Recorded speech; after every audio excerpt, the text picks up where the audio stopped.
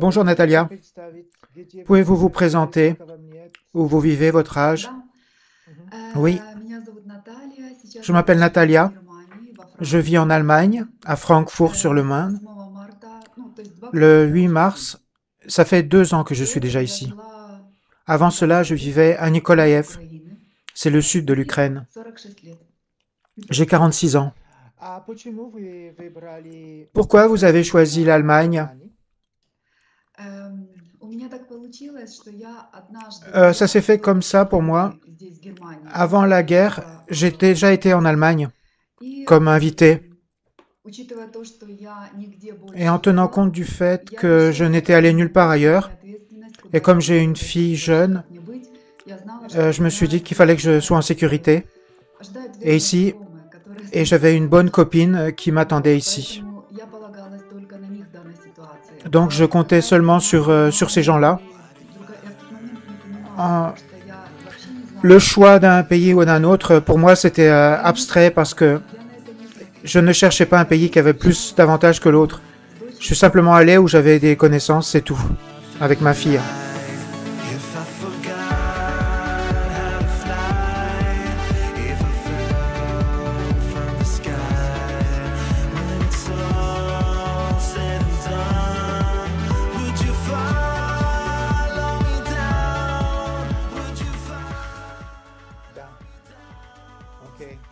Oui, d'accord. Je comprends.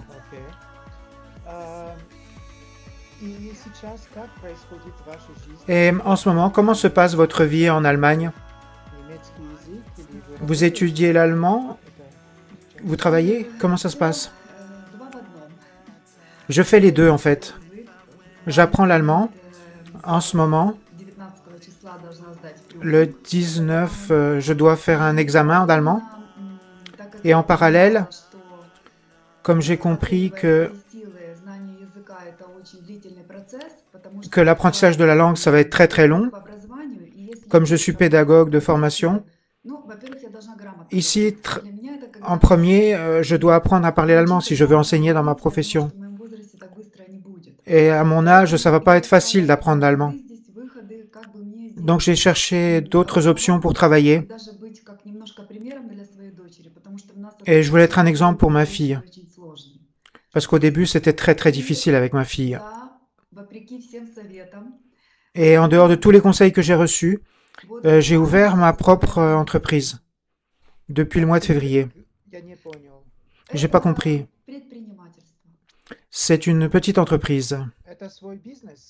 Votre business, vous avez ouvert votre business?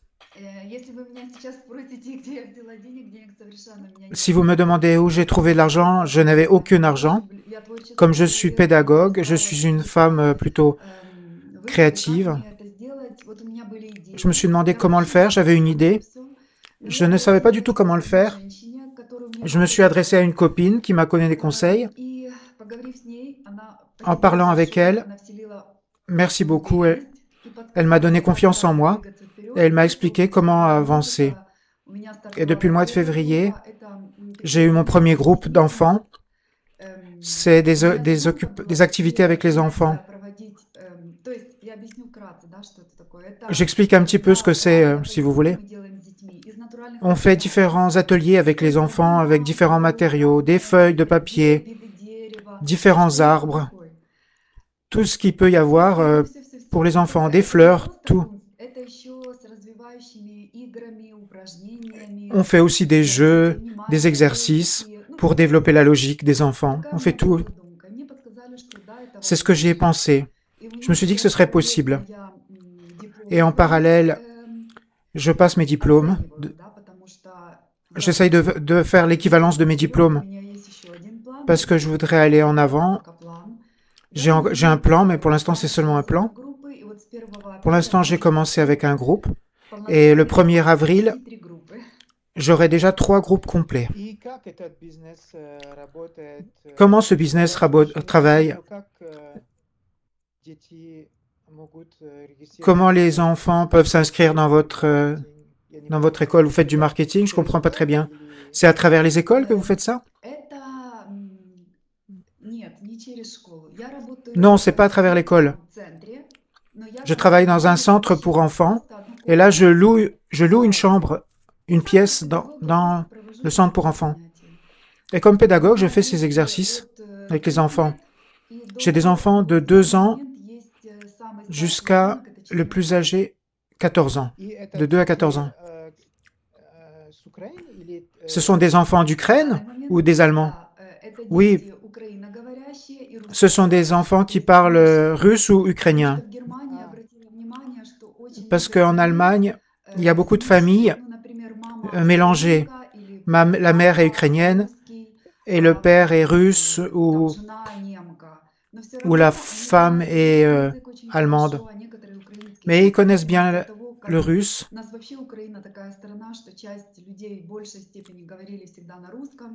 Dans notre pays, en Ukraine, il y a beaucoup de gens qui parlent russe et certains parlent en ukrainien. Et maintenant, c'est partagé. Maintenant, j'ai 2 groupes où on parle en ukrainien et un groupe en russe. On parle en langue russe.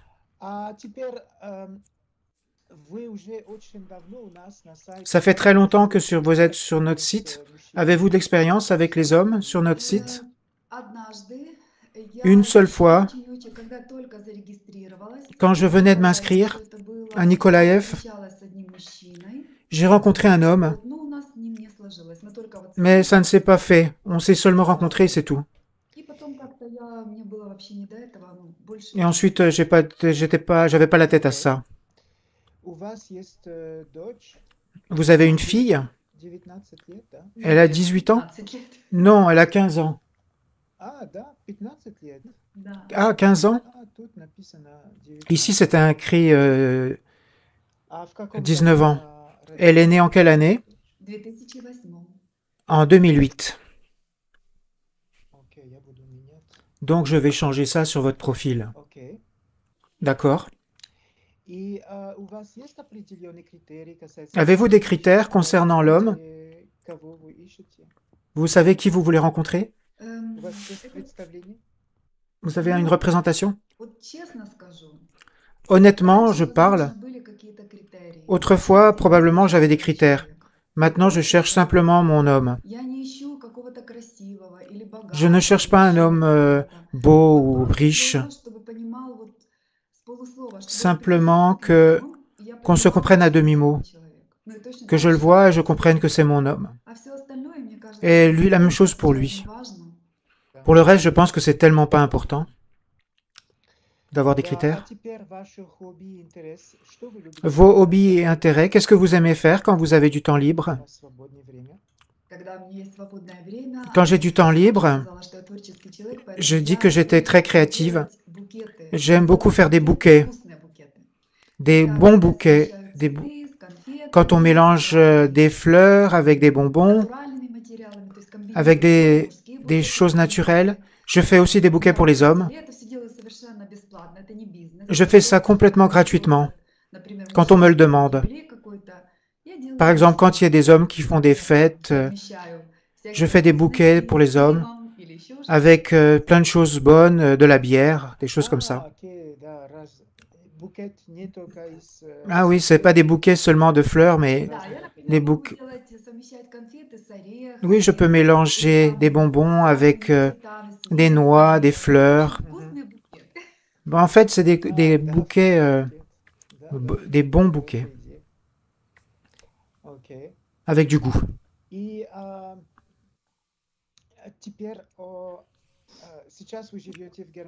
Maintenant, vous vivez en Allemagne. Vous avez remarqué des différences de mentalité entre l'Ouest et l'Ukraine? Ou pas tellement? Vous savez, j'ai l'impression que les gens sont partout pareils. C'est mon opinion. Sur mon chemin, je suis très reconnaissante à l'Allemagne. Et Francfort, je trouve que c'est une ville qui ressemble beaucoup à Nikolaev, là où je suis né. Sur mon chemin, je rencontre des gens sincères.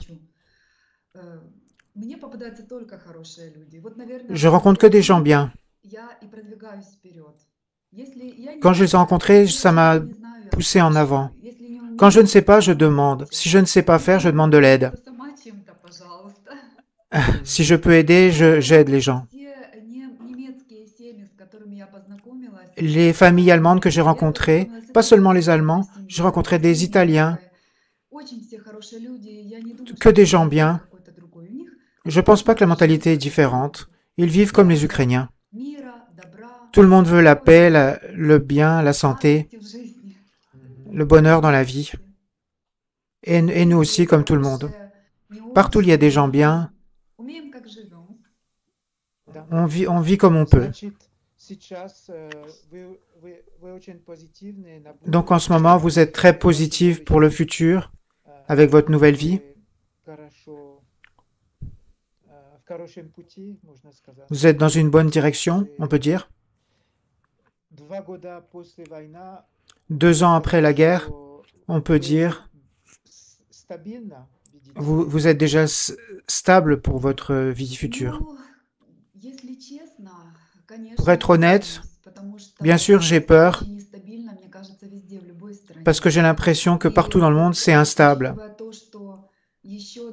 En prenant en compte le fait qu'il y a 2 ans, je travaillais en Ukraine, j'avais un très bon travail. Je dirigeais un magasin de vêtements pour femmes. Je ne pensais pas une seconde que ma vie allait changer comme ça, qu'il faut de nouveau renaître ici à Francfort. Nouvelle langue, s'habituer à tout. Je ne savais même pas où aller. Il fallait tout faire de zéro. Où aller? La langue, je ne la connais pas. Pour travailler en pédagogie, il faut que je repasse tous les diplômes, ici en Allemagne. Bien sûr, je manque de confiance en moi maintenant. Je ne sais pas comment sera le futur. Je crois que tout ira bien. Et je voudrais bien que tous les gens puissent aller en avant et n'écouter personne. Ayez confiance en vous et alors tout se passera bien. J'ai eu tellement de problèmes. On m'a dit que ici c'était un pays démocratique. Non, c'est partout pareil. Il faut simplement bien étudier tout. Il faut trouver les gens qui savent les informations, les bonnes informations. Pas seulement les gens qui vous aident avec des mots, les gens qui vous aident avec leurs actes. Et alors, ce sera bien. Et aller dans la bonne direction. Très bien, parfait. Pour moi, c'est tout. On peut terminer ici. C'est une note positive. Voulez-vous rajouter quelque chose ou on a tout dit? Non, merci beaucoup pour l'interview.